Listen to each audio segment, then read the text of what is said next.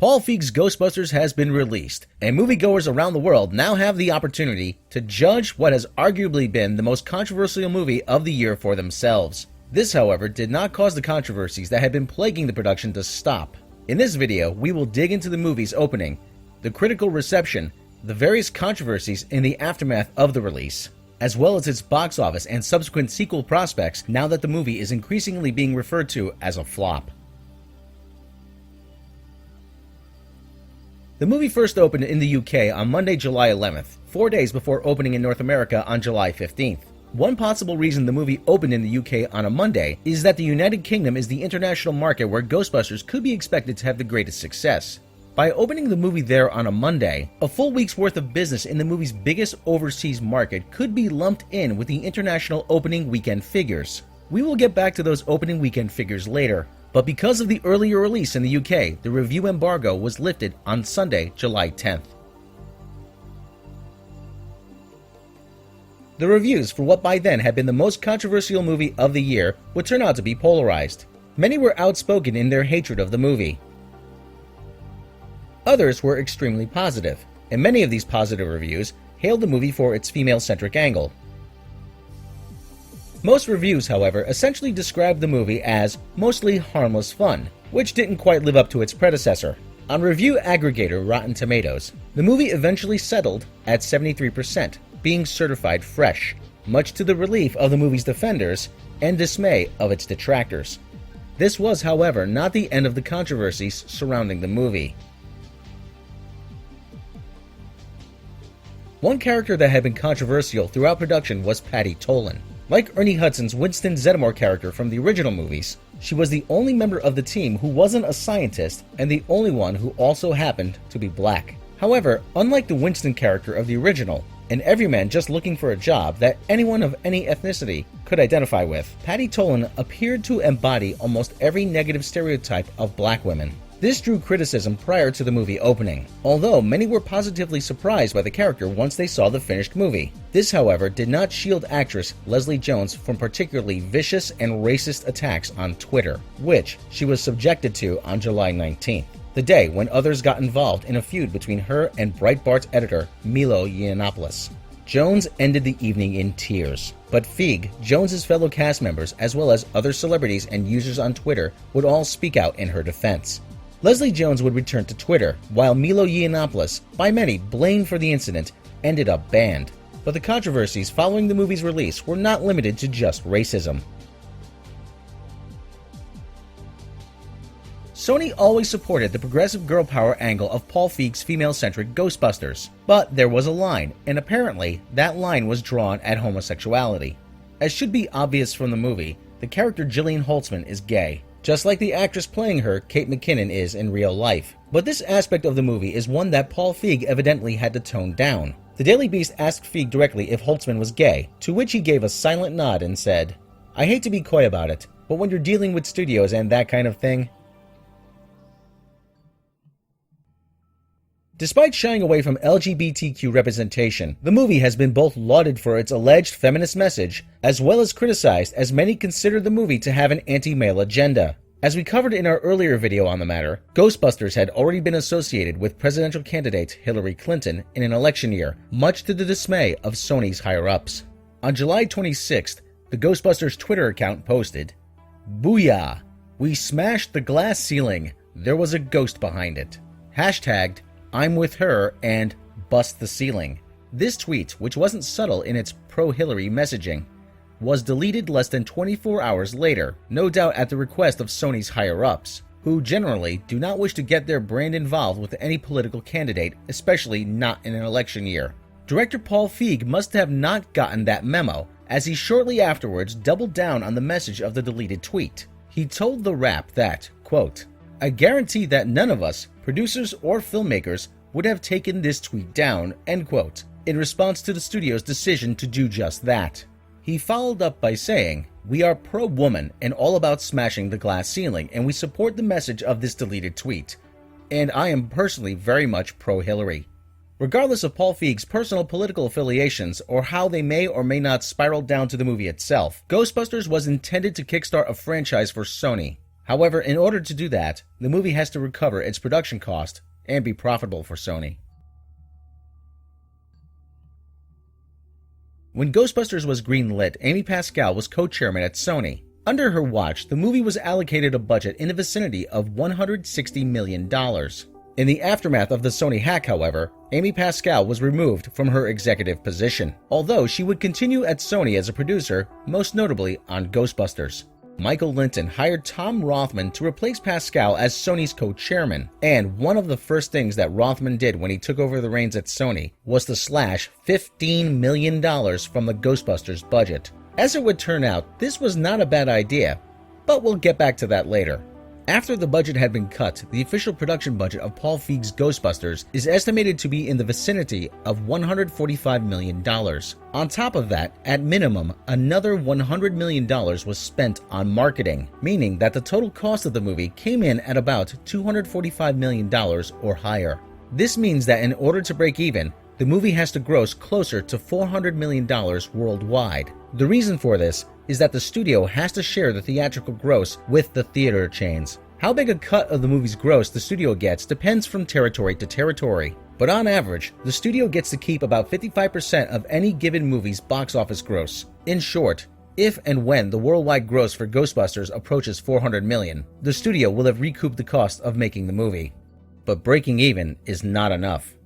Whenever a movie is being planned and budgeted, an expected return is projected, and this is what is pitched to the investors who actually pay for it all. These investors are not in it to break even or even profit by a little bit. They are in it to maximize their return on their investment. When a movie fails to yield a projected return on investment, the investors would have been better off investing their money elsewhere, which could make securing funds for future similar movies more difficult. In order to justify a franchise and launch sequels, the movie will have to do substantially better than merely breaking even. As we have covered in earlier videos, Paul Feig's Ghostbusters is intended to start a new franchise for Sony. However, before the studio will commit another $100 million plus towards a sequel, this first movie will have to be sufficiently profitable so that the studio feels confident there really is a market for sequels. No matter how much the studio may wish to launch a franchise, they cannot justify the expenditure unless the first movie reaches a specified threshold amount they are comfortable with. As a general rule of thumb, a movie has to gross 3 times its production cost to justify a sequel, but the specific threshold amount for any given movie is, more often than not, a closely guarded secret. When asked how much Ghostbusters had to earn for Sony to make a sequel, Tom Rothman declined to comment, which is probably Sony's official policy on the matter. Paul Feig, however, must have not gotten that memo either, because he blurted out the figure anyway. $500 million. Is this figure attainable? In its domestic opening weekend, Ghostbusters grossed $46 million, opening at number 2 behind The Secret Life of Pets, a movie which was already in its second weekend. Robbed of the opportunity to proclaim Ghostbusters as the #1 movie in America, Sony instead boasted that opening weekend was the highest opening for both director Paul Feig and Melissa McCarthy, and hailed the results as evidence that audiences were responding to the new all-female take. Josh Greenstein, Sony's marketing and distribution chief, said that there absolutely would be more films, and that, quote, "This is a restart of one of our most important brands," end quote. This might have been posturing more than anything else. For a movie with a production budget of $145 million, a $46 million domestic opening weekend is by no means anything to brag about. While the figure is not quite down in flop territory, it is very middling, which is not a good place for an intended franchise starter to be. In its second weekend, Ghostbusters was already down to the number 5 spot, dropping 54% from its opening weekend. While this percentage is a fairly good hold for a summer blockbuster, it is a far steeper decline than what either director Paul Feig or star Melissa McCarthy were used to, and the actual numbers are so low they can only be described as disappointing. The final domestic gross is not known at the time of the making of this video, but with the movie set to fall out of the top 10 in its 5th week of release, the final domestic tally is unlikely to be much higher than the $130 million range. For a sequel, Ghostbusters would have to depend on international help. Unfortunately for Sony, comedies generally do not translate well across international borders or cultures. Furthermore, outside of the UK, Australia, and other select territories, the Ghostbusters brand does not have the iconic status it does in the US. There are, however, many territories where the brand is known, but where the all-female aspect is not seen as equally progressive as it might be in the US. Finally, the movie's supernatural subject matter precluded a release in China, the second largest movie market in the world.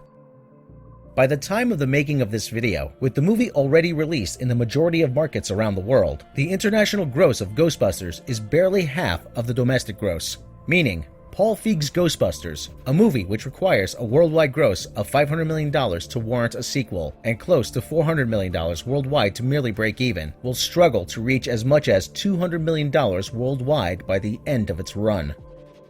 The question is not if Sony Pictures will take a loss on Paul Feig's Ghostbusters, but how huge the loss will be. On August 10th, The Hollywood Reporter estimated that Sony might lose in the vicinity of $70 million on the venture. Paul Feig's Ghostbusters, previously referred to as a disappointment, is now increasingly being referred to as a flop. Even while the writing was in the process of being written on the proverbial wall, many of the movie's defenders still proclaimed Ghostbusters a great success, often for political reasons.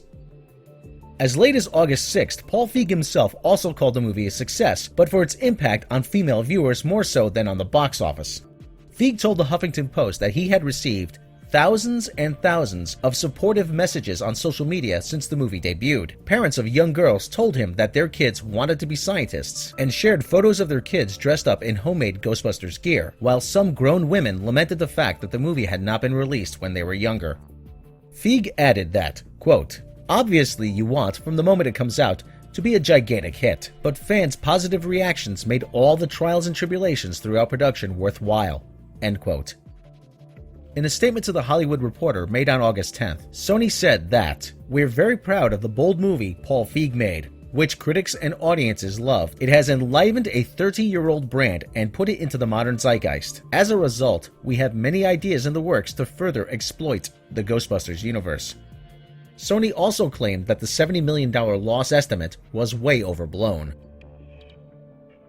Behind closed doors, however, Sony does not have the glass-half-full attitude they put on in public.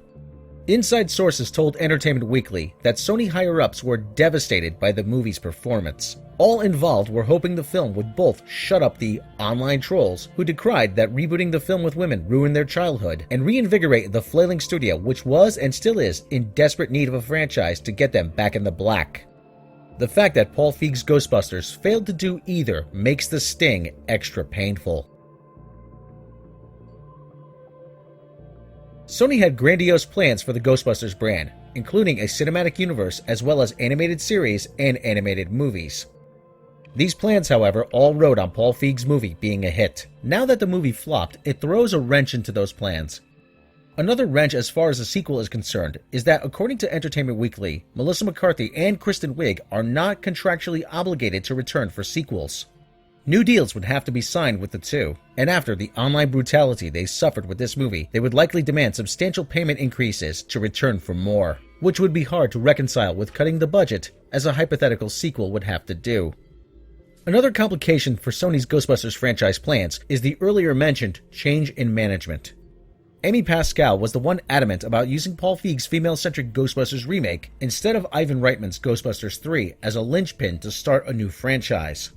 Since she is no longer an executive, it is unlikely she will face any further consequences over the movie's failure, but she is also no longer in a position where she can fight for the future of the brand. The current Tom Rothman regime had no part in the conception of the movie, and can therefore blame the loss on the previous management while taking credit for cutting losses by reducing the budget. It is also up to the current Rothman regime if they want to continue with any of the animated spin-offs planned under Pascal, create new spin-offs instead, or cancel all future Ghostbusters projects altogether, and instead focus on their own alternate franchise plans. Let us know what you think will happen with Ghostbusters in the comments. If you like this video, please hit that subscribe button. Join us for spin-free news and analysis of the happenings and corporate politics behind the scenes of your favorite genre movies, as well as explorations of your favorite characters and their backgrounds and context here at Midnight's Edge.